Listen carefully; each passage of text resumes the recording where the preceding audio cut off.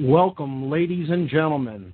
You're listening to What on Earth is Happening. I'm your host, Mark Passio. My website is whatonearthishappening.com. The network's website is revolutionbroadcasting.com. Today is Tuesday, August 24th, 2010, and we are going to continue our discussion of the outcome-based educational system that we have here in the United States today. We started this conversation last week, and I feel that this is such a critically important topic. I'm going to continue in with some more about the educational system that is being perpetuated as real education. I'm going to continue that discussion this week, and if we have time, we'll move into some other topics. This is, of course, an ongoing discussion about the techniques employed in mind control. So-called education, which we termed indoctrination, being one of the most powerful and influential mind control techniques that is used in the battle for our minds. So, let me give the call-in number for this radio show. Feel free to call in at any time while listening. The number is 724-444-7444.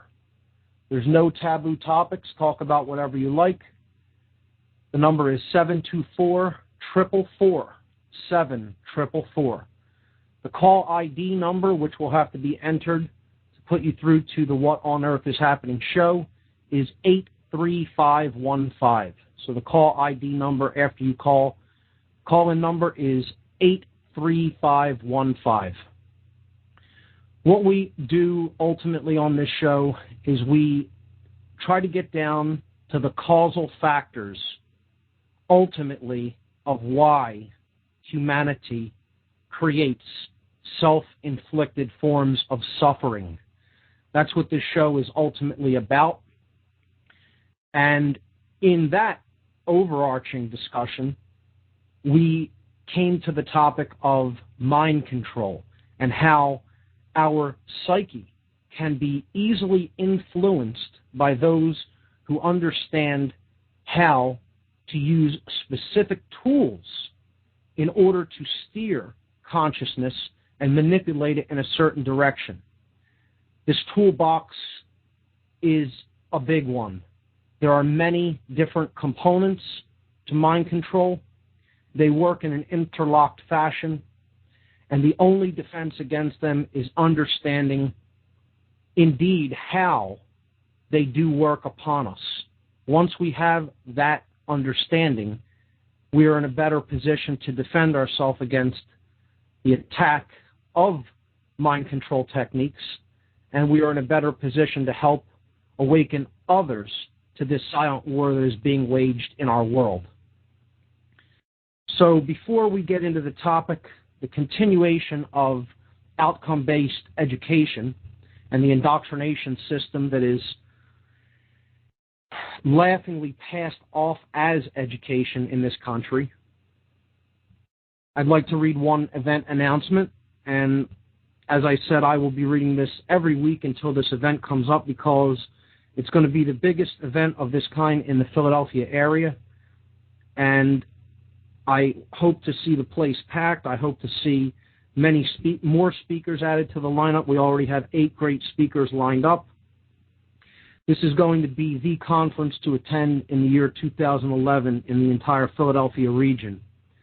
It's called Free Your Mind, a conference on consciousness, mind control, and the occult. Free Your Mind is a unique 2-day conference scheduled for April 9th and 10th, 2011 in Philadelphia, PA, featuring multiple speakers and diverse educational materials for the purpose of raising public awareness of the critically important topics of mass mind control techniques, the covert or occult subversive influences upon consciousness and behavior, trauma-based and ritualized abuse, and the practical mental and emotional healing methodologies available for those affected by these devices. This will be taking place Saturday, April 9th and Sunday, April 10th, from 10 a.m. to about 8 p.m. on both days. The location is Ruba Hall at 414 Green Street in the Northern Liberty section of Philadelphia, PA, 19123. The admission price is very affordable, only $20 to cover travel, rental, and logistic expenses for the conference. The confirmed speakers to date: Aaron McCollum, Andrew Bastiaggio,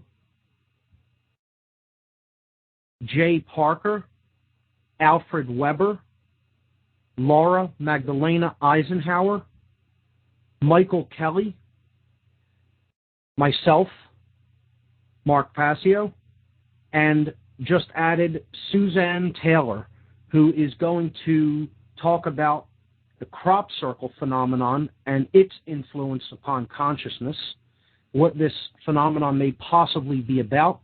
It is certainly an enigma, and she has made a documentary on this phenomenon called What on Earth, synchronistically enough. She's also going to be showing a bit of her great documentary on the crop circle phenomenon at the Free Your Mind conference. So Suzanne Taylor just added to the conference.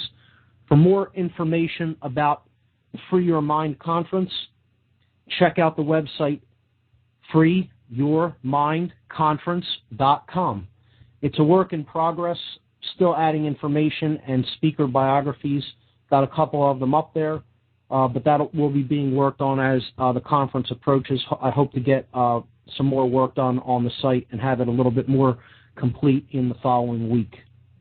So with that having been said, let's jump right back into the topic of outcome-based education. The indoctrination system of mind control of our youth, in other words. What I'd like to do tonight is read some material that discusses this system and exposes it for what it is. And I didn't get to this last week, but I had mentioned this valedictorian of a Northeastern high school. Her name was Erica Goldson.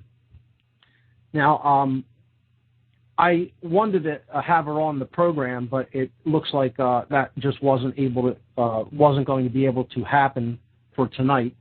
So I'd like to read the valedictorian speech that she bravely gave back in June, because I feel that she really told it like it was and spoke from the heart. And you could check out this video. I think I'll post a link, and you can check that out in the podcast section when this goes up on the podcast page on my website tomorrow. But she was the valedictorian of Coxsackie Athens High School in New York. I believe it's in upstate New York near Albany. This speech is from her valedictorian address given on June 25th, 2010. And she really let them have it, is all I can say about this speech. This is called Here I Stand by Erica Goldson.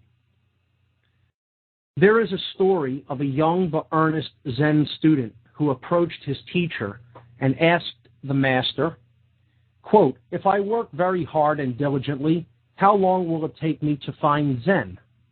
Unquote.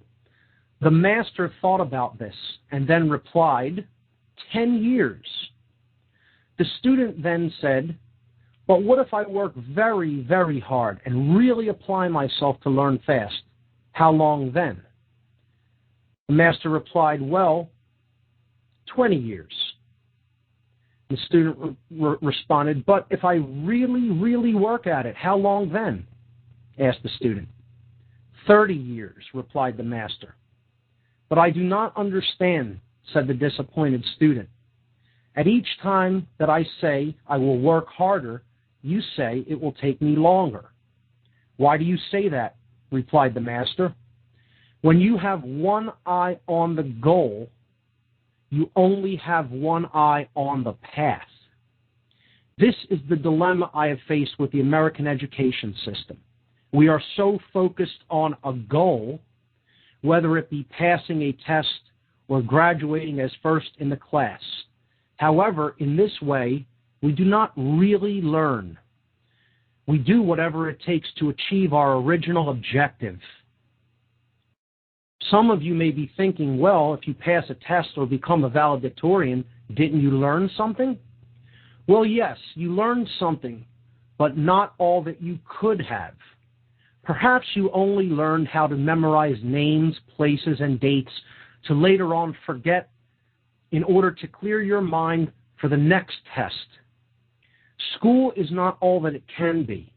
Right now, it is a place for most people to determine that their goal is to get out as soon as possible. I am now accomplishing that goal. I am graduating. I should look at this as a positive experience, especially being at the top of my class. However, in retrospect, I cannot say that I am any more intelligent than my peers. I can attest that I am only the best at doing what I am told and working the system. Yet, here I stand, and I am supposed to be proud of that I have completed this period of indoctrination.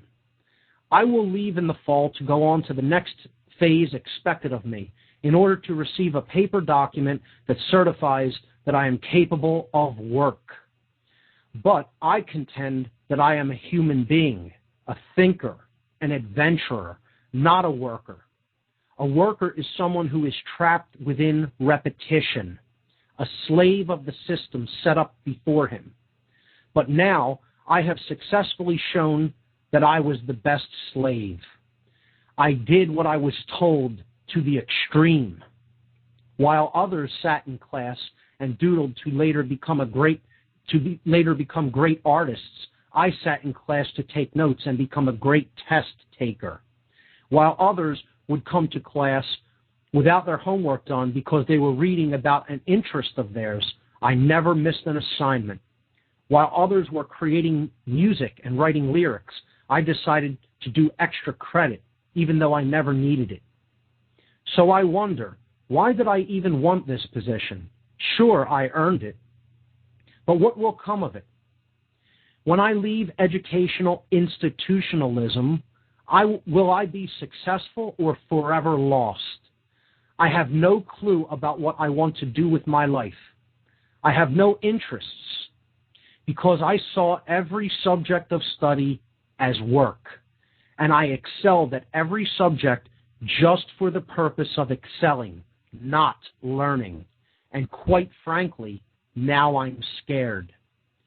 John Taylor Gatto, a retired school teacher and activist critical of compulsory schooling, asserts, quote, "We could encourage the best qualities of youthfulness, curiosity, adventure, resilience, the capacity for surprising insight simply by being more flexible about time, texts, and tests, by introducing kids into truly competent adults,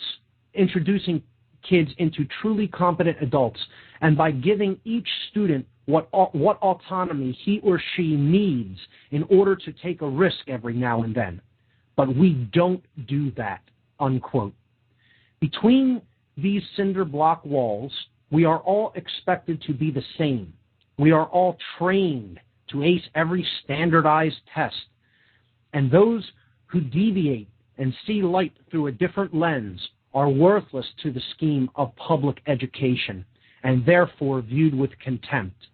H.L. Mencken wrote in The American Mercury for April 1924 that the aim of public education is not, quote, "to fill the young of the species with knowledge and awaken their intelligence, Nothing could be farther from the truth. The aim is simply to reduce as many individuals as possible to the same safe level, to breed and train a standardized citizenry, to put down dissent and originality. That is the aim in the United States, unquote. To illustrate this idea, doesn't it perturb you to learn about the idea of, quote, critical thinking? Is there really such a thing as uncritically thinking? To think is to process information in order to form an opinion. But if we are not critical when processing this information, are we really thinking, or are we mindlessly accepting other opinions as truth? This was happening to me, and if it wasn't for the rare occurrence of an avant-garde 10th grade English teacher, Donna Bryan, who allowed me to open my mind and ask questions before accepting textbook doctrine, I would have been doomed. I am now enlightened, but my mind still feels disabled. I must retrain myself and constantly remember how insane this ostensibly sane place really is. And now, here I am in a world guided by fear, a world suppressing the uniqueness that lies inside each of us, a world where we can either acquiesce to the inhuman nonsense of corporatism and materialism or insist on change. We are not enlivened by an educational system that clandestinely sets us up for jobs that could be automated, for work that need not be done, for enslavement without fervency or meaningful achievement. We have no choice in life when money is our motivational force. Our motivational force ought to be passion, but this is lost from the moment we step into a system that trains us rather than inspires us. And now here I am in a world, we are more than robotic bookshelves, conditioned to blurt out facts we were taught in school. We are all very special. Every human on this planet is so special.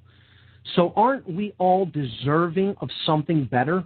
Using our minds for innovation rather than memorization, or creativity rather than futile activity, for rumination rather than stagnation. We are not here to get a degree, to then get a job so we can consume industry-approved placation after placation. There is more, and more still. The saddest part is that the majority of students don't have the opportunity to reflect as I did. The majority of students are put through the same brainwashing techniques in order to create a complacent labor force working in the interests of large corporations and secretive government, and worst of all, they are completely unaware of it. I will never be able to turn back these 18 years. I can't run away to another country with an education system meant to enlighten rather than condition. This part of my life is over, and I want to make sure that no other child will have his or her potential suppressed by powers meant to exploit and control. We are human beings. We are thinkers, dreamers, explorers, artists, writers, engineers. We are anything we want to be, but only if we have an educational system that supports us rather than holds us down. A tree can grow, but only if its roots are given a healthy foundation. For those of you out there that must continue to sit in desks and yield to the authoritarian ideologies of instructors, do not be disheartened. You still have the opportunity to stand up, ask questions, be critical, and create your own perspective. Demand a setting that will provide you with intellectual capabilities that allow you to expand your mind instead of directing it. Demand that you be interested in class. Demand that the excuse, quote, "you have to learn this for the test," unquote, is not good enough for you. Education is an excellent tool if used properly, but focus more on learning rather than getting good grades. For those of you that work within the system I am condemning, I do not mean to insult. I intend to motivate. You have the power to change the incompetencies of this system. I know that you did not become a teacher or an administrator to see your students bored. You cannot accept the authority of the governing bodies that tell you what to teach, how to teach it, and that you will be punished if you do not comply. Our potential is at stake. For those of you that are now leaving this establishment, I say, do not forget what went on in these classrooms. Do not abandon those that come after you. We are the new future, and we are not going to let tradition stand. We will break down the walls of corruption to let a garden of knowledge grow throughout America. Once educated properly, we will have the power to do anything. And best of all, we will only use that power for good. For we will be cultivated and wise. We will not accept anything at face value. We will ask questions and we will demand truth. So here I stand. I am not standing here as valedictorian by myself. I was molded by my environment, by all of my peers who are sitting here watching me. I couldn't have accomplished this without all of you. It was all of you who truly made me the person I am today. It was all of you who were my competition, yet my backbone. In that way, we are all valedictorians. I am now supposed to say farewell to this institution, those who maintain it, and those who stand with me and behind me. But I hope this farewell is more of a see you later, when we are all working together to rear a pedagogic movement. But first, let's go get those pieces of paper that tell us that we're smart enough to do so. So that was Erica Goldson's valedictorian speech, June 25th, 2010, at Coxsackie Athens High School.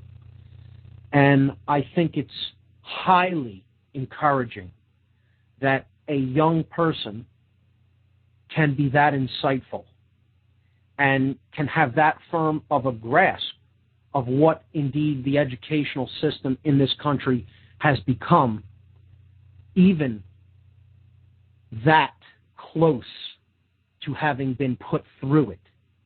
For most, it takes years of deprogramming, long after one has been put through the indoctrination system, to understand it for that which it is.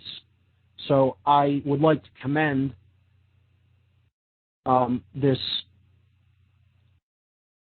true thinker, because to be at that level of consciousness at that young age is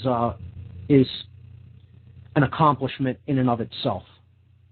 So I see we have a caller on the line from Central New Jersey. And again, I love taking calls. Call in at any time during the show, whenever you have something that you want to discuss, or whenever you have something that you like to say. So let's go right to the phones. Caller from Central New Jersey, you are on. What on earth is happening? What do you have for us? Caller from Central New Jersey, are you there? All right, going once, going twice, gone. All right. When I see that someone is called in, I usually try to get to the phone call unless I'm right in the middle of a concept. So be patient when you call in. I guess either that person is just listening on the call-in line or didn't want to go through with it. So not a problem. Let's go back to how the indoctrination system fits into mind control in general.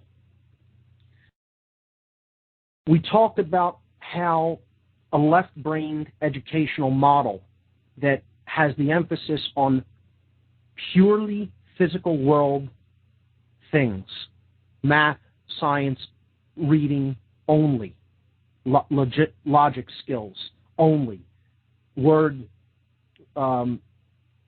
skills only, okay, math only, science only. These are left brain modalities. When we are engaged in one chronic type of brain activity, which means geared toward one brain hemisphere or another, what happens is the entire neocortex suffers as a result of that imbalance. We need to be balanced when it comes to the modalities of brain activity that we engage in. So our brain activity needs to be holistic in order for the brain to truly be healthy. The physiology of the brain really comes into play. I encourage people to go back on former podcasts when we talked about the components of the brain, the structures that exist within the brain, the three basic brain complexes. Of course, the real structure of the brain is more advanced than that. These are simplified models to help people who haven't really been introduced to any deeper level of neuroscience to comprehend essentially how the structures of the brain work. And we have to understand that if we engage in left brain chronic activity and thought, we are going to see an imbalance across the entire neocortex. Last week I posted a slide on the education system with two scans of different human brains. One that displays something called global EEG coherence, which is neural activity across the entire neocortical structure of the brain as viewed from the underneath side, and really highlighting the prefrontal neocortex at the top. If you look at the image to the left in that slide, that's a properly functioning neocortex. The image to the right is what we're churning out through the indoctrination system, the outcome-based educational system in the United States that is almost purely left brain inspired, almost purely geared toward the modalities of the left brain only. We need to engage in holistic thought processes, in nonlinear thought processes, in intuitive thought processes, and in doing so, that's how we engage the right brain hemisphere, the creative side of ourself, the intuitive side, the nurturing side, the caring side. This is the sacred feminine aspects of ourselves that are so lacking in particularly Western culture, but throughout the world in general. So this is how the brain becomes destabilized. And as the brain becomes destabilized physiologically, the mind and what one is willing to believe and the directions that one are willing to be led also follow suit. So I ended the show last week with a question from Bob in Cincinnati. We had started to get into some topics that touched upon occultism and occult symbology. And one of the other things that I wanted to talk about was the symbol that is most frequently employed in education, and that has to do with the cap and gown. So I'd like to briefly discuss this and see if this opens up any further discussion or comments from the listening audience. The graduation cap and gown is occult symbology. They are black. One is clothed in a black robe. Now that's significant when one graduates. Black is a symbol that is traditionally used to represent darkness. And this is a form of occultic mockery. The so-called graduated individual, and indeed they have been graduated. They haven't been initiated, but they have certainly been graduated. Outcome-based education is a stepwise model, just like other processes that work in government,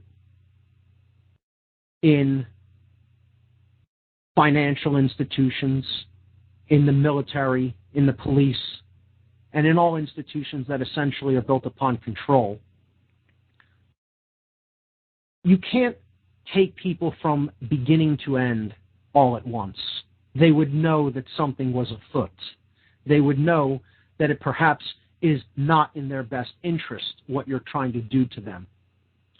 So they have to be taken there gradually. That's how indoctrination works. That's how mind control works. It's a building block process. It's a stepwise process where you don't go the entire distance in one fell swoop. You take the person there gradually. You take them there in grades. And when you have them to the level that you want them at, meaning you've conditioned their mind to the point where you feel that it is now, they are now acceptable to enter the workforce which you want to put them into, which is essentially indentured servitude and slavery. Before you do that, you have them in front of you for one last ritual mockery. And the ritual mockery is called the graduation ceremony. And in that ceremony, you're giving them this document that says that they've been gradually indoctrinated or graduated, and putting it in their hand as a wand, something that is rolled up, even though you know that this person is not the magician, they're not the alchemist, they're not even the sorcerer, because they can't even understand the sorcerer's techniques. They're impotent. The graduation diploma rolled up like a wand with a ribbon around it is a symbol of impotence. It is the wand that wields no power. On top of the head is a black square which sits over top a rounded black cap. This is saying to the individual at a symbolic level. Now, for those of you who want to think about this purely in the left brain sense, you're not going to grasp the concept, because symbology is not a left brain concept. And if you want to approach symbology like that, you will understand exactly zero about it and about what it says when it speaks. So if you want to continue to go on thinking that symbols are meaningless and that they don't actually speak to the subconscious part of the human mind and psyche, go right along thinking that way. I can't convince you that what I'm saying about symbology in general is true. You can only understand that by studying symbology on your own and understanding how it is used, in what instances it is used, and what it is saying when it speaks. Because symbology is a language, and it is a language that only once someone has made a study of can one decode it. It's like learning any new language that one has no grasp of when one is initially exposed to it. So we touched upon this a little bit last week when I briefly discussed the concept of the symbol of the octagon, the eight-pointed star, and the hypercube, related topics that are related to mind control in general. And in answering Bob from Cincinnati's question, I had begun talking about symbols in relation to mind control. Since we're talking about the educational system, I feel it's appropriate to talk about this symbol of the black square. Now, for those who may be somewhat familiar with Freemasonry, which is something that we're going to talk about extensively on future shows when we start to discuss and penetrate occult systems and occult philosophies and occult ideologies. We will talk about the symbols of Freemasonry. And one of the most important symbols of Freemasonry is the black and white checkerboard floor. You will see this in Freemasonic temples, lodges. You will see this in their tracing boards that they give to initiates to study, to contemplate, to meditate upon. What this symbol ultimately means in the system of allegory and symbology that is Freemasonry is it means base consciousness. That is what the checkerboard floor of the house ultimately means. In symbology, it is explaining to the person that you, in your state of unconsciousness, in your state of not having been yet fully initiated to truth and wisdom, you are a wanderer between light and darkness. Yet you do not have the spiritual discernment to know, truly know, which is which. And this is a true concept. This is not something that is just made up by the people who developed the system that we call Freemasonry. It is not just something that people randomly believe in. This is a symbol that is stating a truth in nature, a truth in how things actually do exist in the world that we live in. Because there are an overwhelming abundance of individuals who have no idea how natural law principles work. And we've talked about natural law extensively on this show, and we'll continue to talk about that more so as the weeks progress. I'm going to say a bit about natural law tonight in relation to what we know, how we know it, and the whole indoctrination system that people are put through that we call the public school system of education. They're putting upon the head this symbol of the black square. In the black and white checkerboard pattern that is used in Freemasonry and other occult systems as well, the black square represents darkness. It represents ignorance. It represents the condition of not knowing. One could also say it additionally represents nescience. And I've made the distinction between nescience and ignorance quite clear on previous shows, but I'll restate it again.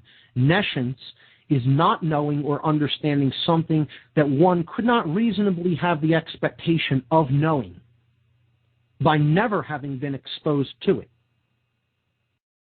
Ignorance is not having information about something that one would reasonably have the expectation of having known at some point because of the information that they do have at their disposal. So in this distinction, I would unequivocally state that the human species is largely in a state of ignorance, mass ignorance, not a state of mass nescience. Ignorance is deliberately ignoring something that you do have the reasonable expectation to be able to comprehend, because that information does indeed exist within your grasp. And you have the ability to take in that information through exposure to it because it is made available.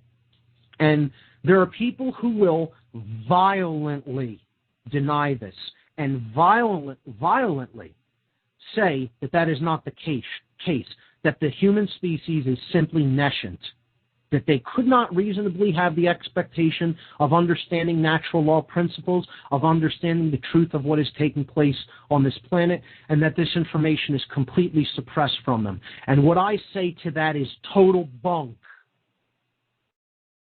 Total bunk. Nonsense. And I can't make it any clearer than that. I'm just going to state that as fact. That's total, utter nonsense. The amount of information that exists in this world, of good, critical information that exists in this world, is so overwhelmingly, staggeringly immense that it can barely be even comprehended by anyone. It's ignored. Flat out ignored. Okay, it's ignored by people who should know better and want things to continue like this, that exist purely out of ego, purely out of selfishness, and it's ignored by people who just think they have enough information to get by in life, And their ego will not let them see how ignorant they indeed are, because that might admit being wrong. That's what it ultimately comes down to, folks. The most powerful 3 words in the English language. I was wrong. And I say this to the so-called educators out there who may be listening. When the ego has you, you can't admit that you're part of a system that's doing more harm than good. Also, it can't get you to admit that you may not have all the information that you need to understand what's really taking place around you. That's what ego ultimately is. The inability to admit that one is wrong. The inability to look at additional information that can bring light to something that is taking place in one's environment. That's what ego really is. The force that has the hold of the mind of the individual so much, that has hold of that psyche and the spirit, indeed, of that individual that says, I will not allow you to admit that you are wrong about this. Let's go over the cliff into the fire first, but never say those 3 words. So getting back to the symbolism of graduation, this black square is placed in a subversive position. Okay, it's not carried by the person. Okay, it's not on their shoes, right? It's on their head. It's not only on their head, it's on the top of their head.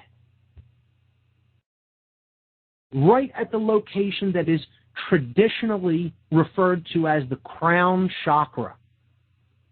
The vortex of energy, the vortex of energy that is the highest spiritual flow of energy that bursts forth from the human body and connects with the universe.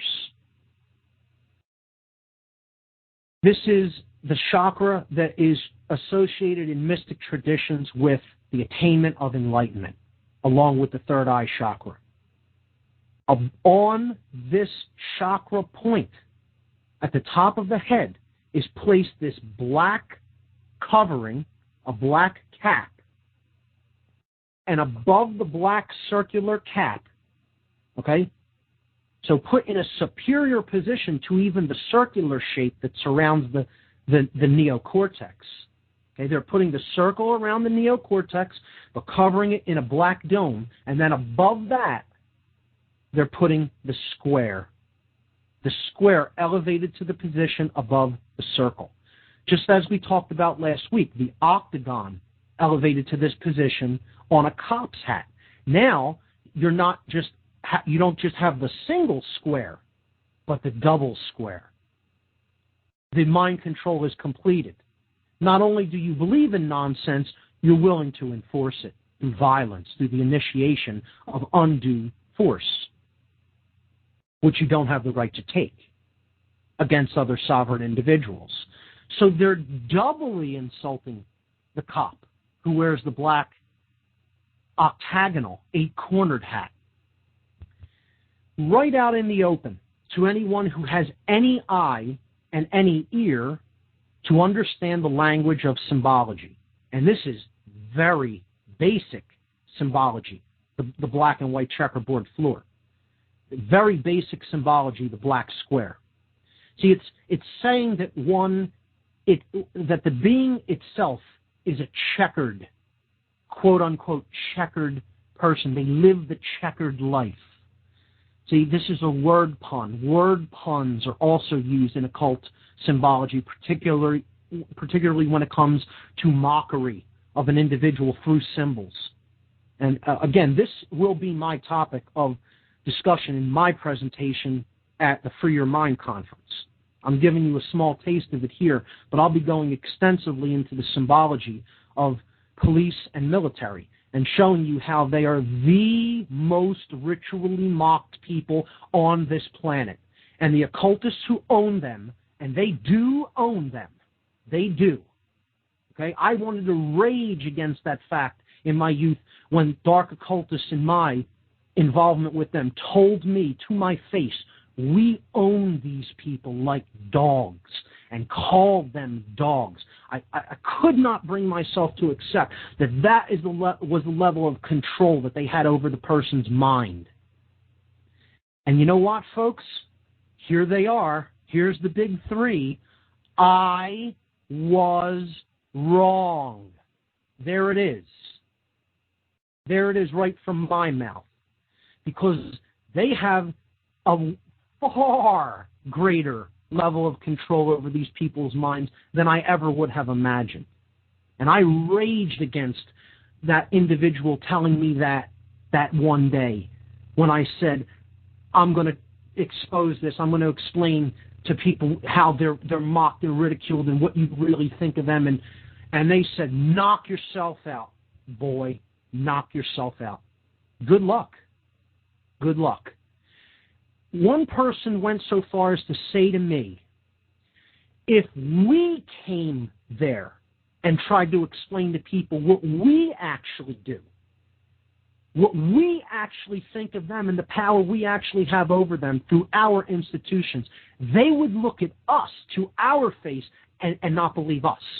What chance do you have? Good luck. And that was how I left dark occultism, ladies and gentlemen, along those lines. No concern, zero concern. Zero concern that I could ever affect the minds of other individuals to take them out of that level of control. Because they know that it's not nescience. They know that it's ignorance. That this person deliberately and willfully chooses to ignore reality. Why? Because they don't want individual responsibility of their own actions. They would rather be used as a thug to do the bidding of someone that they know subconsciously, even consciously to a certain extent, is their owner. Is their owner. And I'll say that to any cop to their face. I don't care if they're a member of Oath Keepers. I don't care if they're a member of Police and Military Against a New World Order or any other tent pitcher group that exists out there that thinks the control and the initiation of violence is morally acceptable. I'll tell them right to their face because I worked with the occultists who own them outright. I know I get a little bit emotional when I talk about this topic. I know I have a tendency to start, getting a little bit loud and forceful with my voice, but hey, that's how I am. That's my personality. I feel I'm given powerful and potent and important to understand information, and sometimes I get a little bit passionate about it. So, let's go back to the concept of the checkerboard floor of the house. This is the floor of the house because it represents the floor of the brain. It's called the floor of the house in Freemasonic parlance, in their symbolic description of what this represents, this black and white checkered floor symbology. Where do we see this? Well, we see this in the game of chess, because a chess master owns and controls the pieces. They tell the pieces how to move and what to do on the board. They're not on the board. They're above the board. They're sitting off the board. They're off the square. See, in Freemasonry, to be told that one is on the square, some people think that is some kind of a compliment. You're being insulted if you're told you're on the square. You're being told you're in base consciousness. You're in the checkered life you're living the checkered life of a person who doesn't truly understand natural law principles. You wouldn't know light from dark if it smacked you in the face. You're a wanderer on the floor of the house, meaning in the reptile complex of the brain, because that's ultimately what this checkerboard floor represents. The base consciousness of survival-only physical world identification modality consciousness. That's what the checkerboard floor represents. The object, ladies and gentlemen, is to get off the checkerboard floor and to climb the ladder to the gods. Unity consciousness, and access to that is only granted when you go past the checkerboard floor and you go up the middle pillar, which is the unification between the left and the right brain hemispheres. I'll talk about this extensively when I cover the symbology of Freemasonry. Just a little bit of a taste tonight to understand how this black square is used in the ritual mockery that is called a graduation ceremony. And it is ritual mockery. It is not done by people. It is not invented by people who did not understand this symbology. It was invented by people who clearly understood this symbology. It is propagated by people who have no idea what they're even propagating. They have no idea that they're continuing a ritualized occult mockery of a non-initiated but a gradually indoctrinated dupe. A dupe. Okay? This is another reason here. It's more green language. This is why they called the people who wear the double square a copy. C-O-P. A cop. Cop. And yeah, you can get into the whole thing that, yes, it meant copper, because copper, was what their badges are made out of, etc., so forth and so on.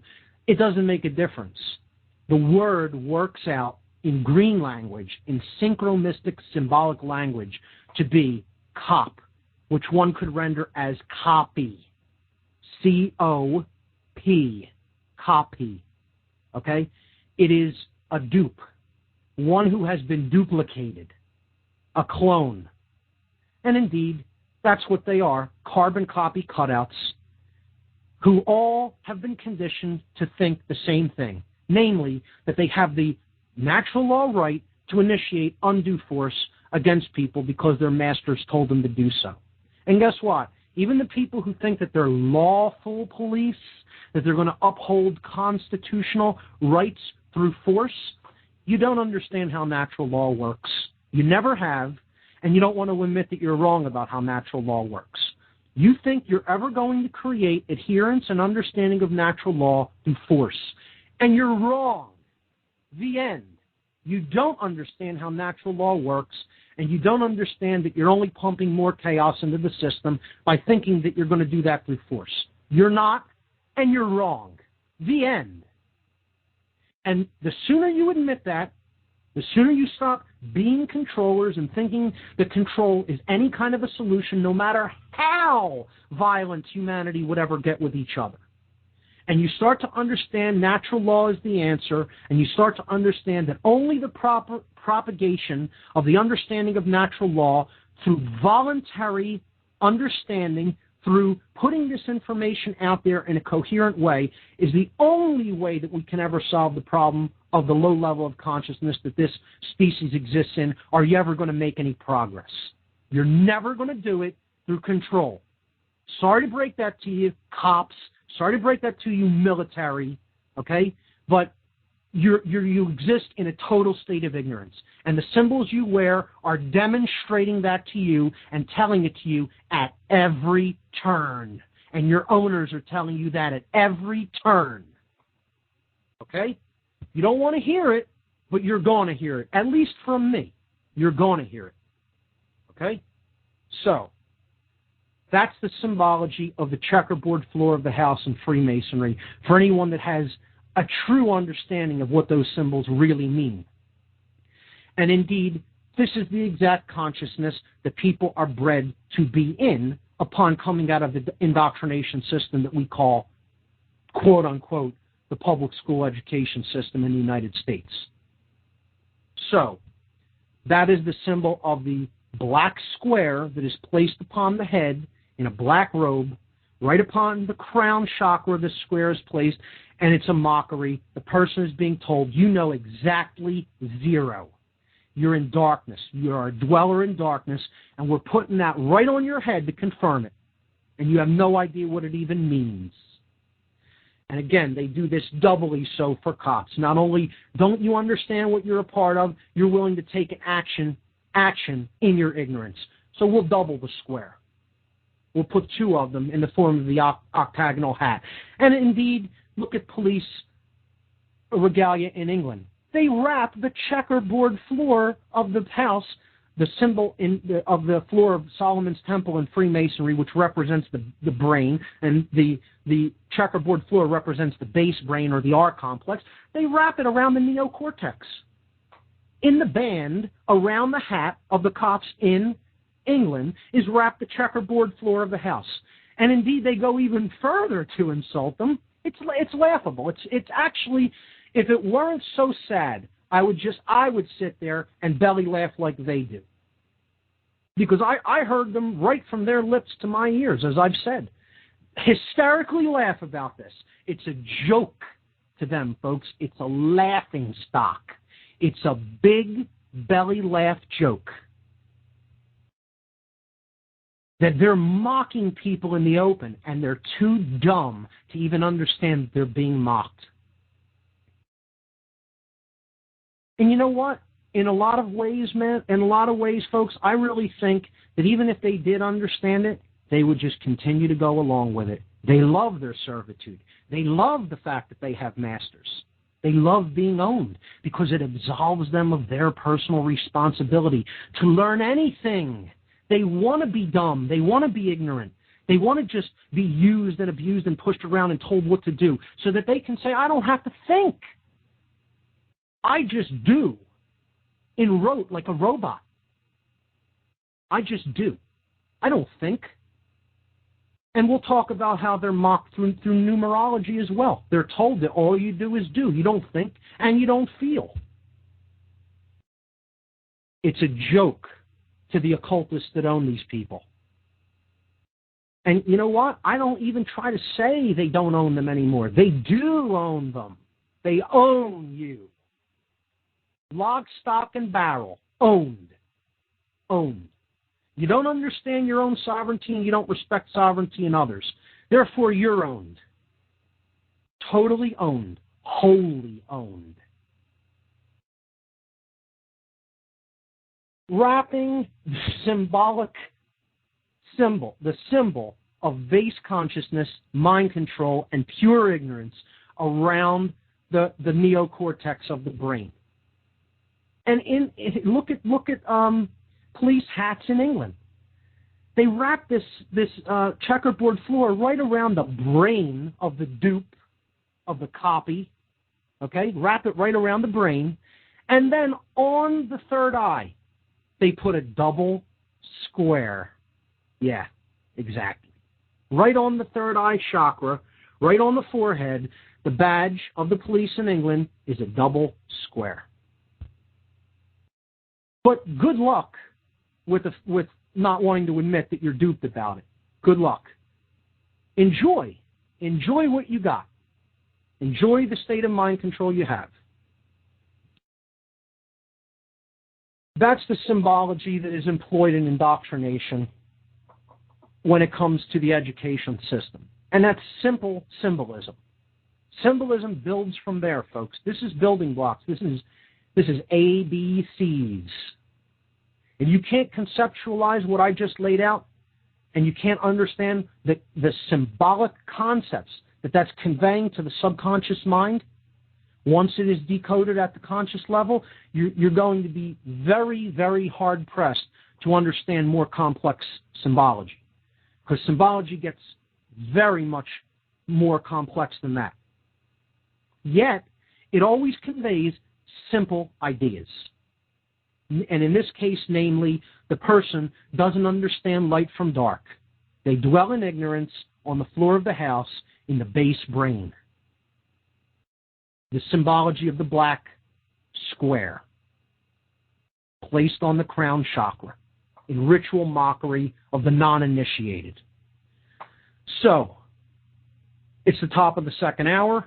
Let me give the call-in number again and the call ID number for the show. Anyone that wants to talk about these topics, anyone that wants to go deeper into occult symbolism, anyone that wants to bring up any further information about the indoctrination system in this country, feel free to call in to What on Earth is Happening at 724-444-7444.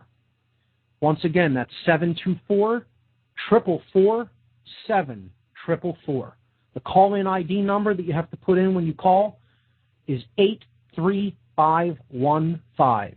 Once again, the call ID number, 83515. We're going into the second hour of tonight's broadcast, and I want to read a little bit more, continuing with the discussion of the indoctrination system and indoctrination in general as a vehicle for mind control. I want to read a few quotes from some good documents that can enlighten people to what's really going on when it comes to education. The first is from Charlotte Iserbyt, who I mentioned last week and posted a video to my podcast page. She wrote a book called The Deliberate Dumbing Down of America. I would highly recommend this book. I would suggest that anyone that wants to learn more about the outcome-based education system and how it functions and how it was put into place, read her book, The Deliberate Dumbing Down of America. Her name is Charlotte Iserbyt. Charlotte is Charlotte, and Iserbyt is Iserbyt. Charlotte Iserbyt. This is a couple of quotes from The Deliberate Dumbing Down of America. The traditional definition of education, like the one given in the New Century Dictionary of the English Language, is the drawing out of a person's innate talents and abilities by imparting the knowledge of languages, scientific reasoning, history, literature, rhetoric, etc. These are the channels through which those abilities would flourish and serve. I want to read that whole thing again because I think it is critically important to understand a good definition of what education really is, and this, I feel, is a good one. This is from the New Century Dictionary of the English Language, and Charlotte Iserbyt is quoting this in her book. Education is the drawing out of a person's innate talents and abilities by imparting the knowledge of languages, scientific reasoning, history, literature, rhetoric, etc. The channels through which those abilities would flourish and serve. The channels through which they would serve the individual. This is known as a liberal education, meaning it is the methodology of learning through which one is freed. A liberal arts education. I spoke earlier today via phone with John Irvin of Gnostic Media Podcast. He's going to be on the show probably in a few weeks. He has been getting into the trivium system of education, which is based upon the liberal arts, is based upon grammar, rhetoric, and logic. John is moving forward with his work in a great direction to help people understand what it truly means to think. What is being critical? How can we develop those tendencies in ourselves in a way that literally is like lifting weights? You want to build muscle, you lift weights to do that. You exercise to do that. You eat the right foods to do that. Well, there are methodologies to which one can employ that will result in a true education. And that is what the liberal arts are. I would encourage people to check out triviumeducation.com. It's one of John's sites. Going back to Charlotte Iserbyt's book, The Deliberate Dumbing Down of America, after she gives this definition of what true education is, she says a quantum leap was taken from the above definition to the new dehumanizing definition used by the experimental psychologists found in An Outline of Educational Psychology. This is a book by Rudolf Pintner, Pintner, which claims that, quote, learning is the result of modifiability in the paths of neural conduction. Let's just think about that, just that first sentence before we go further. He's saying learning is the result of modifiability in the paths of neural conduction, period. Period.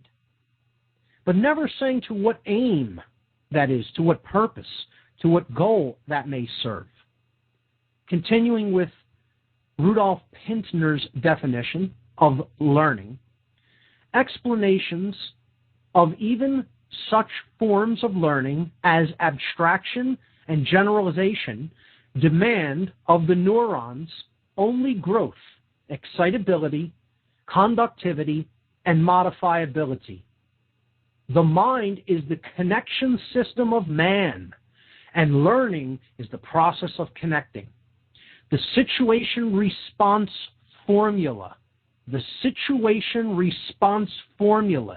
is adequate to cover learning of any sort.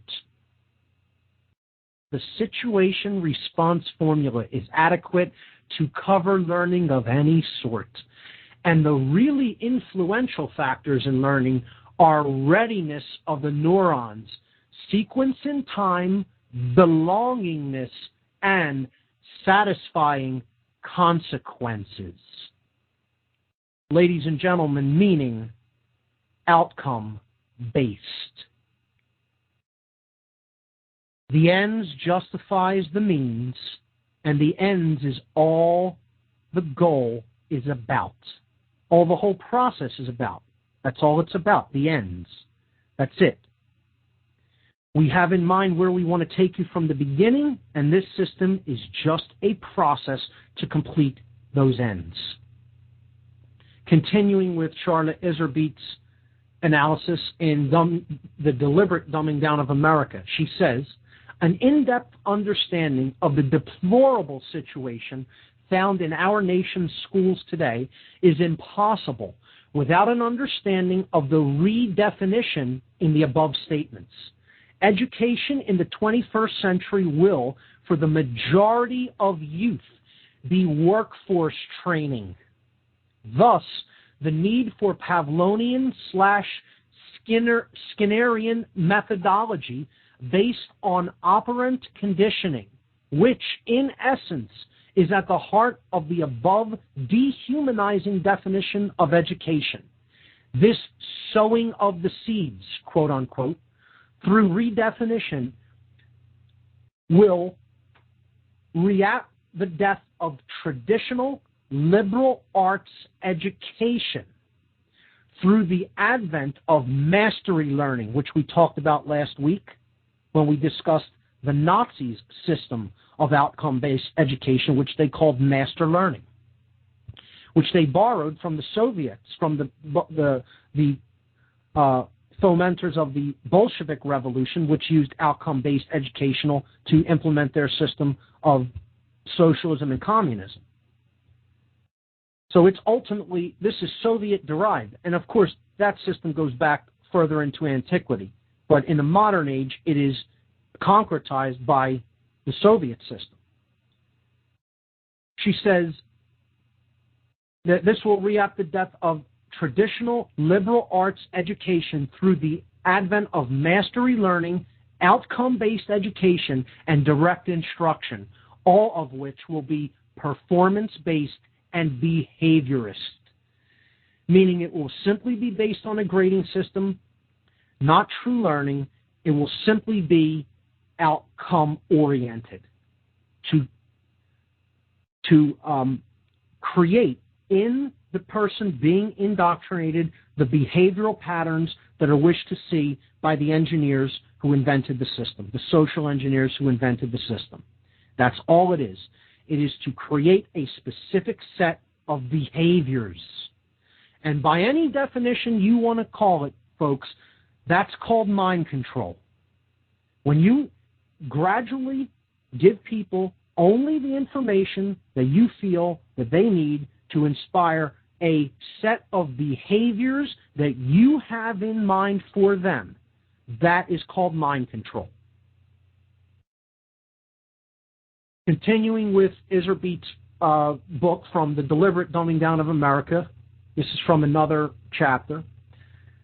That a, quote, new age of collectivism has emerged and is being implemented right now under our very noses in the noxious 90s, which is when she wrote this book, with little or no outrage from the public or our elected officials, can only be attributed to the deliberate dumbing down of Americans who haven't been taught the difference between free enterprise and planned economies, which is socialism, between group thinking and individual freedom, and, here's the big word, folks, responsibility.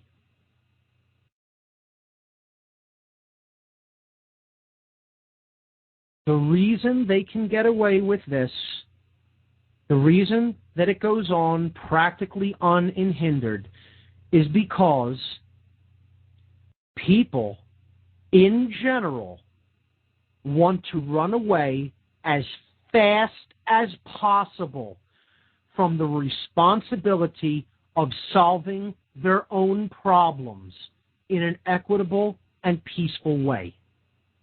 The end. That's it, folks. And you know what?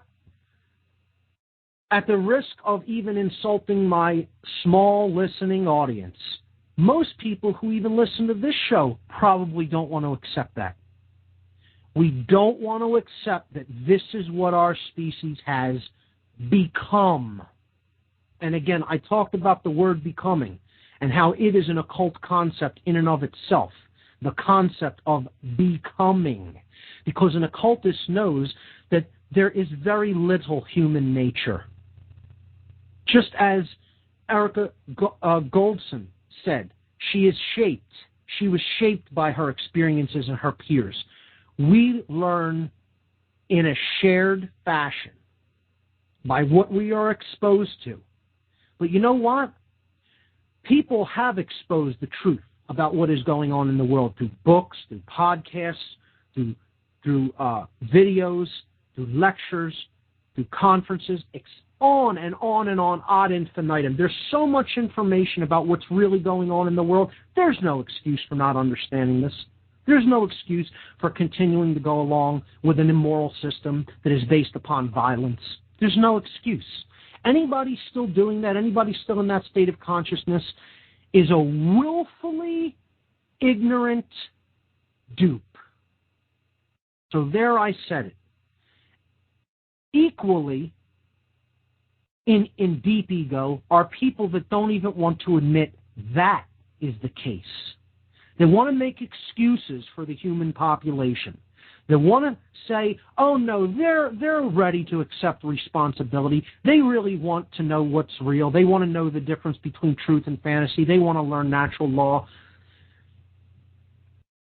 They really don't, folks. People largely want to remain ignorant, and they want to continue to shirk personal responsibility. And that's why the way that they're going to be forced to learn by nature itself is by fire. By fire, they're going to be forced to learn. Don't say, I didn't warn you, and don't say, I didn't try to tell you so. Anybody who's listening or who could propagate this information to anybody else, this is the hour that we are at. And that time is coming upon the human species. Because, once again, instead of accepting responsibility, instead of looking at truth openly, without fear, realizing where we have come, realizing where the refusal to understand the self, the corner that it has backed us, that this refusal has backed us into, we are going to send ourselves down a path that none of us are going to like. One bit. And you know what? It will have been richly deserved because the laws of nature are never failing. They work 100% of the time unceasingly and flawlessly. It is we who refuse to accept this. And to that end, to the understanding of that, I want to read a couple more quotes which take us down a little bit more of a deep and occult understanding of this, which has traditionally been hidden from us until modern times and this vast information explosion and the advent of many enlightened people who are walking the earth right now, desperately trying for the betterment of humanity to try to get this information to be more readily accepted by the individuals who the dark occultists of this world refer to as the dead. This is a quote by R. Buckminster Fuller. I would highly suggest people look at this man's work. R. Buckminster Fuller. Fuller. Fuller said, "The Dark Ages still reign over all humanity, and the depth and persistence of this domination are only now becoming clear. This dark age prison has no steel bars, chains, or locks. Instead, it is locked by misorientation and built on misinformation, caught up in a plethora of conditioned reflexes and driven by the human ego. Both warden and prisoner attempt meagerly to compete with God. All are intractably skeptical of what they do not understand. We are powerfully imprisoned in these dark ages simply by the terms in which we have been conditioned to think. And I would say we have been conditioned to not think. I would also say his use of the word God, where he says we are caught up in a plethora of conditioned reflexes and driven by the human ego, both warden and prisoner attempt to meagerly compete with God. I would say that his use of the word God in his explanation is totally interchangeable with natural law principles. It's one and the same. They're the same thing, folks. People ask me sometimes, what is enlightenment? And I say enlightenment is the full and complete understanding of every being's sovereignty and the total willingness to accept the responsibility to honor that complete sovereignty in all others. That's enlightenment. That is what enlightenment is. And there are so tragically few individuals alive on this planet that are at that level of consciousness that it's pitiful. It is pitifully sad. I'm not saying this to in any way discourage people. I'm trying to lay out the road we need to go down to get to the light. This isn't my road. This isn't my way. This isn't my ideology. This isn't my beliefs. This is actual point of fact reality about how natural law works. It can be known. It's a law of nature. It can be discovered and it can be lived according to. It can be lived by. And if we don't do that soon, the universe is going to wipe this slate clean, folks. It's not, you think nature's going to allow this, what we're creating here, to continue forever, unchecked, unabated, and we're going to get out of this situation unscathed? Good luck with that attitude if that's what you think. enjoy what's coming if that's how you think. Because in her destroyer quality, the goddess is going to arrive here in full sway. And the lesson's going to be learned then, folks. It's going to be learned then. And it's going to be learned in the most uncomfortable way that we can possibly imagine. When, in fact, we had the opportunity to learn it in a way that could have benefited and served that which we are and furthered our evolutionary progress in consciousness. Continuing with another Buckminster Fuller quote. Here's where we start to get into natural law a little bit, and I'm going to complete this, and hopefully we can get some calls to discuss some of this. If not, that's fine. I'll continue to go on, and we could either wrap up some more things about outcome-based education, or we could start to explore a new topic, a new methodology of mind control. So I'm going to read a couple more quotes. The first is by Buckminster Fuller. Fuller says that the fact that 99% of humanity does not understand nature is the prime reason for humanity's failure to exercise its option to attain universally sustainable physical success on this planet. And I want to just stop there at that first sentence because that is demonstrable of enlightenment. This person is enlightened. That's what enlightenment is. That he gets that he fully understands that is the state known as enlightenment. And it's not something else, folks.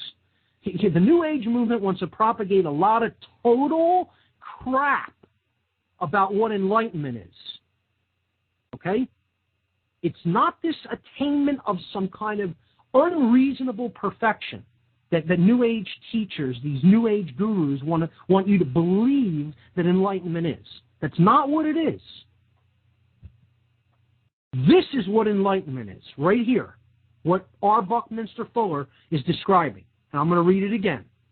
The fact that 99% of humanity does not understand nature is the prime reason for humanity's failure to exercise its option to attain universally sustainable physical success on this planet. And I think that's one of the greatest quotes that has ever been spoken out of a human mouth or written down by a human hand. There's the whole story summed up in one sentence, folks. If you that's all you need to know, essentially. Good night. That's it. Continuing with this quote. Instead, I'm sorry. Where was I here? Okay. Success on this planet. The prime barrier to humanity's discovery and comprehension of nature is the obscurity of the mathematical language of science, true science. Fortunately, however, nature is not using the strictly imaginary, awkward, and unrealistic coordinated system adopted and taught by present-day academic, quote, science. You see the distinction that is being made here? Nature doesn't use the arbitrary language that we do in academic science. It uses unswerving law. The prime barrier to humanity's discovery and comprehension of nature. He's not using the word belief in there. Nothing need be believed. He's saying that this is a discovery and a comprehension. It's an understanding. It's not a belief. The prime barrier to humanity's discovery and comprehension of nature is the obscurity of the mathematical language of science. Fortunately, however, nature is not using the strictly imaginary, awkward, and unrealistic coordinate system adopted and taught by present-day academic science. True science doesn't use obscure language. It uses very simplistic, elegant, to the point, matter-of-fact language. Truth is always simple and elegant and can be understood by anyone, so long as the ego is not so calcified and hardened within the individual's consciousness that it will not allow them to admit when they make mistakes. R. Buckminster Fuller, ladies and gentlemen, Illuminatus, enlightened one. And in keeping with that, the next quote I would like to read you comes out of the Rosicrucian tradition. One of the greatest Rosicrucian authors, and again, I don't have to believe and accept every single thing that anyone says to read a quote. I don't accept and believe every single thing Charlotte Iserbyt says. I wouldn't say I accept every single thing that R. Buckminster Fuller says. I don't believe or accept everything that Max Heindel has ever wrote. But he has much wisdom and has communicated it in voluminous books. He is a prolific author in the Rosicrucian tradition. And this quote will help you to understand this person's wisdom. He says, quote, "It should not be too difficult for any person of average intelligence to acquire a knowledge of at least the outlines of the scheme of evolution." Now, let me stop there, okay, and just clarify a little bit about what he really means. And I do know what he means because I have further read this work. And I understand what he means by these terms that he's using, because in some people, these terms may cloud the issue of what he's actually saying. So I want to explain what the terms he's using do in fact mean in the way he's using them. So when he's saying a person of average intelligence, he doesn't mean left brain only intelligence. He is talking about holistic intelligence, a person of average consciousness that has learned a bit, that has been initiated to a certain level. It should not be too difficult for those people who have started to break down those barriers of ego and indoctrination, okay, and started to admit to themselves in some ways that they were wrong about what they previously believed and the opinions that they previously held. He's saying it shouldn't be too difficult for a person of average intelligence to acquire a knowledge, not a belief. Again, here the word knowledge is being used. To acquire a knowledge, a knowing of at least the outlines of the scheme of evolution. And here he is not referring to Darwinian macrobiological physical evolution. He is referring to the evolution of the human spirit and the human consciousness. That is the term, what he means when he is using the word evolution in this context. So continuing with the quote by Max Heindel. And if anybody wants to take a look at some of Max Heindel's work, this is freely available on Scribd.com, SCRIBD, on just an immense, incredible resource for anyone seeking knowledge, an eclectic variety of books, and a treasure trove for anyone that wants to explore the occult world. Because there's a lot of material up there, folks. And there's other sources, but Scribd is a good one. I like to give that to beginners. Sign up. It's free. Download any book you want for the most part. Okay? Heindel's work, almost in totality, I believe, is up there. Google Books has some of his works as well. His name is Max Heindel. Heindel. Heindel. This quote comes from his book known as The Rosicrucian Cosmo-Conception. So I'll start it again. It should not be too difficult for any person of average intelligence to acquire a knowledge of at least the outlines of the scheme of evolution. That such a knowledge is of the utmost importance will, we think, be conceded by every intelligent individual. We live in this world governed by the laws of nature. Under these laws, we must live and work, and we are powerless to change them. He means we are powerless to change these laws of nature. That's why they're not tendencies of nature. They're not opinions of nature. They're not beliefs of nature. They're laws of nature. They're not theories. They're laws. They're the only real laws that exist in reality. Okay, continuing with Heindel's quote. If we know them and intelligently cooperate with them, meaning the laws of nature, these nature forces become most valuable servants.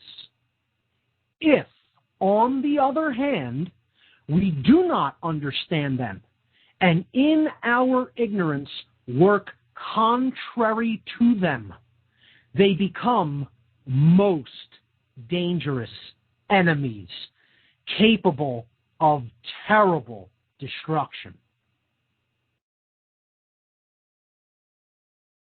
Therefore, the more we know of the working methods of nature, which latter is but the visible symbol of the invisible God, the better able we shall be to take advantage of the opportunities it offers for growth and power, for emancipation from bondage, and for elevation to mastery. Illuminatus. There it is, folks. That's it. That's what real education is. That's the goal, folks. If you're not there, you're not enlightened. The end. That's it. Understand how natural law works. You think this is taught anywhere in the education system? In the United States or anywhere in the world for that matter? Good luck finding it. Until we properly, morally educate our youth upon the tenets of natural law principles, this planet will eternally be a prison. And no evolutionary progress in consciousness is going to be ultimately made. And Heindel fully understands that. If we know and intelligently cooperate with these forces, meaning natural law, they become most valuable servants. If, on the other hand, we do not understand them, and in our ignorance, notice he didn't use the word nescience, in our ignorance of them, we work contrary to them, then they become most dangerous enemies, capable of terrible destruction. And you know what, ladies and gentlemen? That's the path we're on, sadly. That's the path we're on. But let it be known, there were individuals doing the great work on this planet that were trying to explain that to the ignorant. Let it be known, let it be noted, and note it well. That's all the quotes I have, and I think that wraps up an analysis of what the education system is ultimately trying to prevent us from an accurate understanding of. That is why we have the education system that we do erected. That's why it has been erected, to prevent that understanding that I just spoke, and for no other reason. And they're pumping out creatures out of this system that have absolutely no understanding of the laws of nature whatsoever. Zero, less than zero. I mean, they're in reverse. They have less than zero knowledge. And yes, there is such a thing. It means not only don't you know, you think you know something that is completely and utterly wrong, and you believe that to be true. It's called negative knowledge. You're attached to believing in a lie, in a deception. And you think that that's wonderful and that it's true and that you need to propagate that understanding to other people. Reverse knowledge. There is something called knowing less than nothing. And sadly, that's the kind of people that are being pumped out of public schools in the United States. And I have no qualms in speaking that to people that listen to this show, because it's the truth. It's not an insult. No one's being insulted here. If you recognize your ignorance, there's myriad opportunities for learning, for true learning. But you have to be eclectic about it. You have to take information from a wide variety of sources. And then you have to weigh that information critically. And then you have to start looking at, who am I going to believe? What sources am I going to take as knowledgeable? Is what I wrote here knowledgeable to people? Do you consider these individuals, with what they spoke, do you consider them wise? Do you think that what they're explaining has wisdom contained in it that can help us, that can benefit us in our evolutionary journey? Well, if you do, then act upon it. I certainly hear wisdom in their words. We have a caller on the line from New York. Caller from New York City. You're on What on Earth is Happening. Go. How are you, Mark? Great show. Thank you. I wanted to say that, I came out very right-brain oriented in the system.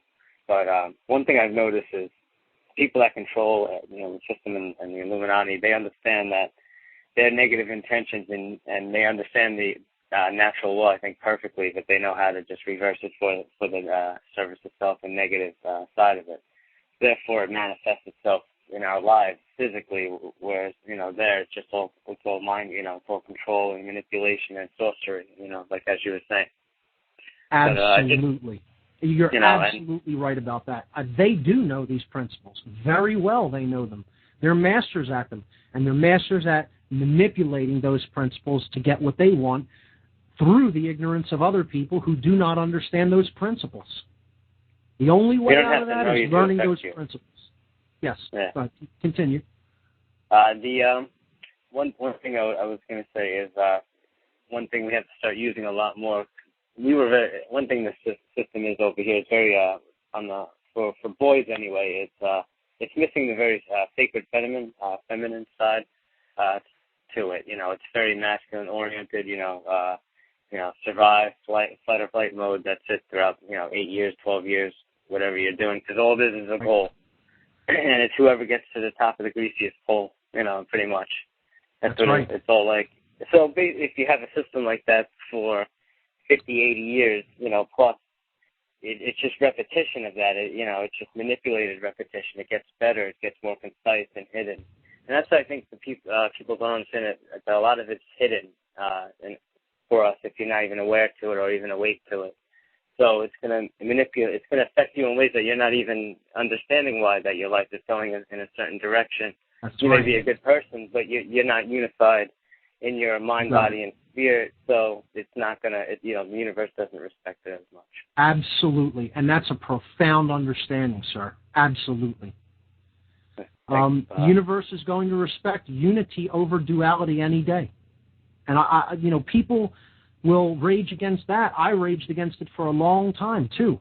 When I had to admit to myself that the universe is granting the dark occultists what they really want, because they're unified with themselves. It doesn't even matter if they're doing good with it or wrong with it.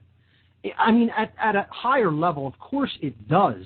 But the way the physical laws work upon this plane through the mind, they're going to continue to get the outcome that they are seeking simply because they are unified and on the same page, and the people they are manipulating are not. That's it. That's how it works. Rage about it all you want, but that's how natural law works. they don't even know to be unified. They're not even sure what they should be unified against, because they're all against each other. Republican, Democrat, female, gay, straight, whatever the case is. Right. I had a teacher that told me that by the time we're older, or 3/4 of our class is going to die of AIDS, and the blood on the flag will represent you and stuff like that. That was like 6th grade. And he was a great teacher. He had a very successful career, but he said things like that in his history class. And I just wanted to make that that statement, let it go out there, because I know there were other people that definitely were in that class with me. So I'm sure it affected them.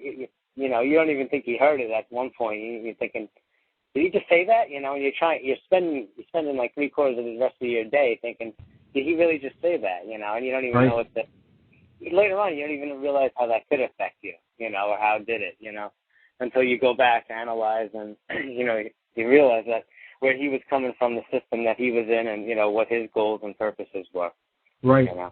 So I just wanted to say that, the only way to change it is through love. I agree. And that is expanding our own consciousness and helping others to do that very same thing.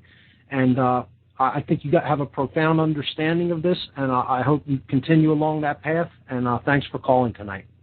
Thank you, Mark. Have a great night. You too. Take care. Never ceases to amaze me the great calls that we get here on this show. It makes me feel like there is some hope. Caliber of callers that I have never, ever seen in any other radio show anywhere. That's all I have to say about the folks who call into here. And thus far, it has been a pleasure to talk with people over the air on this show. So we don't have any other callers, so I want to briefly touch upon something that was just said by that last caller. He said that this indoctrination is based very much on repetition. And this is a mind control technique that is one of the most profound and effective techniques. When you keep repeating something over and over and over and over and over and over, it doesn't even make a difference how true it is in people's minds who are not very conscious. You can repeat nonsense over and over and over, and they will accept it as something that is true, simply because they have heard it over and over and over so many times. Repetition fuels the reptile complex.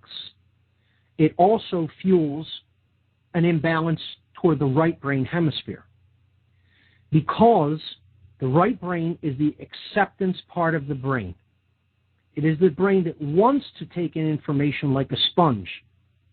It wants to absorb it.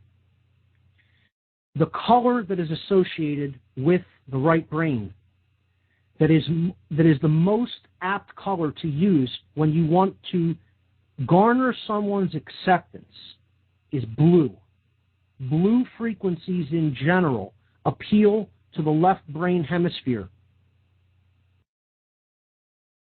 And the blue frequencies place people in a somewhat more suggestible state than they would be in ordinary waking consciousness, without an abundance of that frequency in their visual field. Anyone can confirm this is true.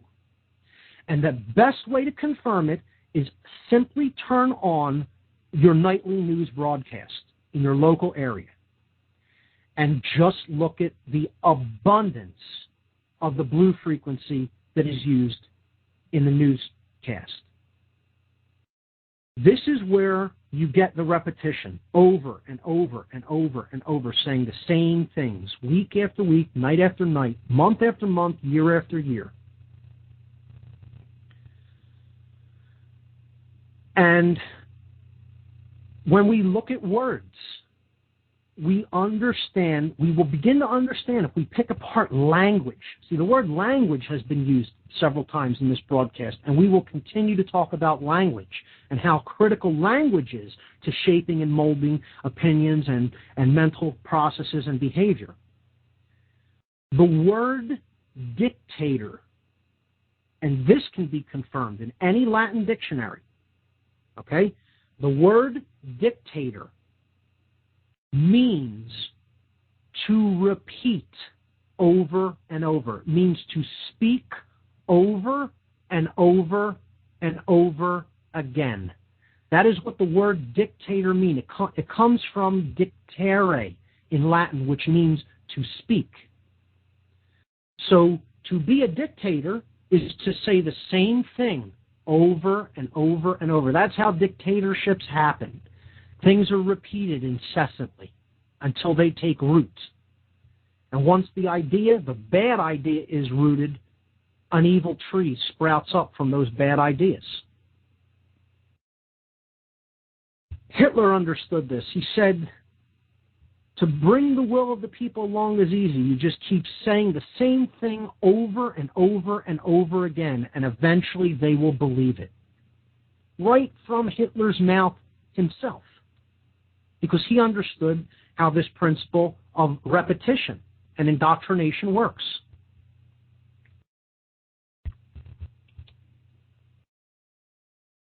So, that is a valid and really enlightening point to bring up in connection with the school system. Repetition. And again, we see that the word itself is very closely connected with the word reptile. So I just popped open a Latin dictionary program here on my computer, and I looked up the word dictator. It is the future passive imperative of the verb dicto dictare. And it means to say repeatedly, often, or frequently. Right there, dictator. The words we speak carry meanings that are often hidden.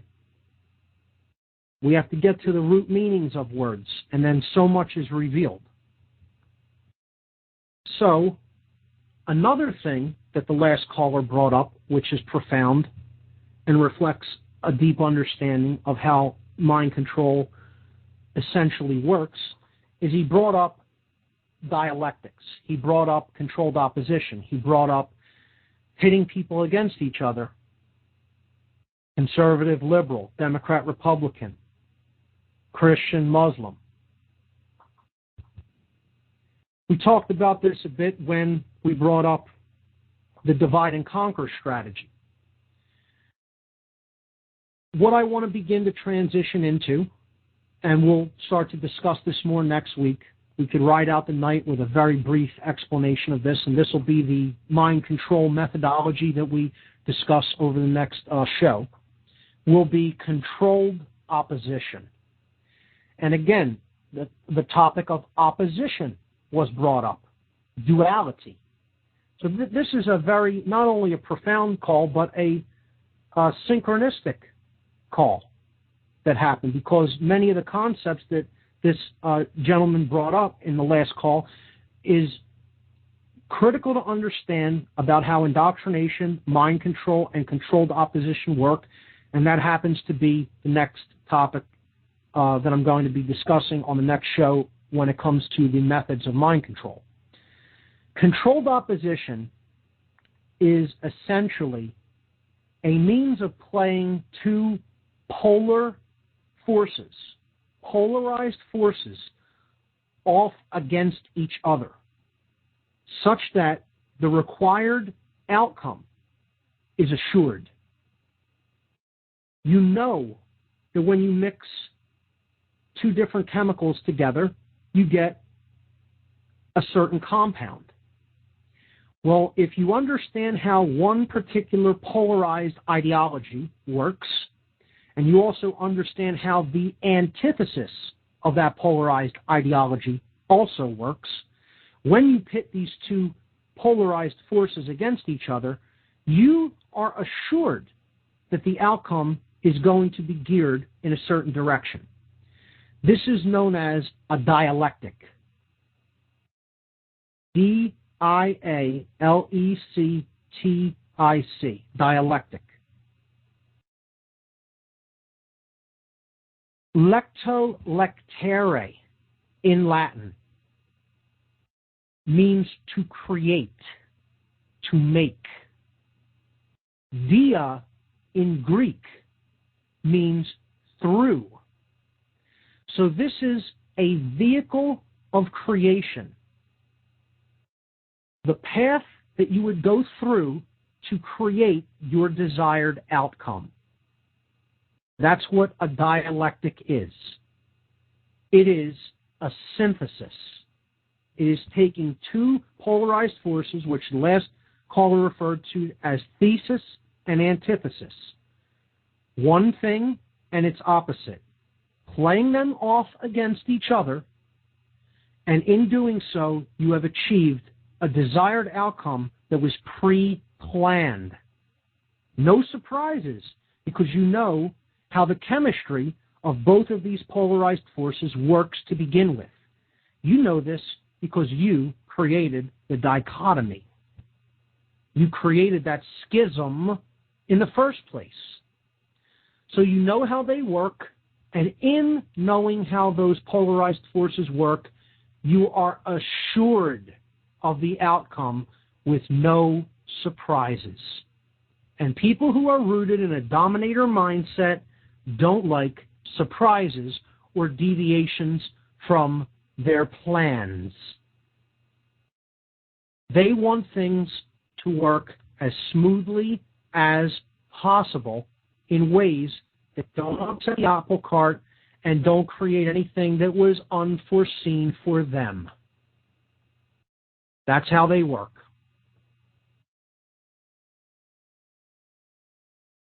So,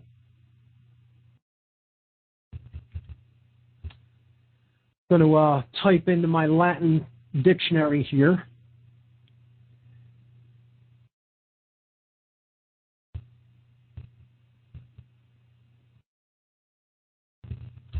Lectere.